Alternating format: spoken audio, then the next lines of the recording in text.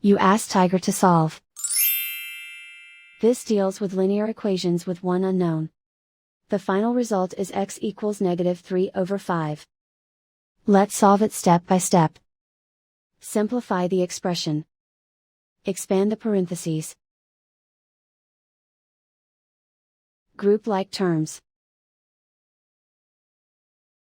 Simplify the arithmetic. Group all constants on the right side of the equation.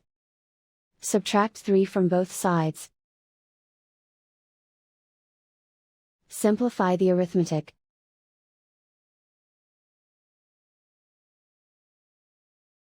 Isolate the x.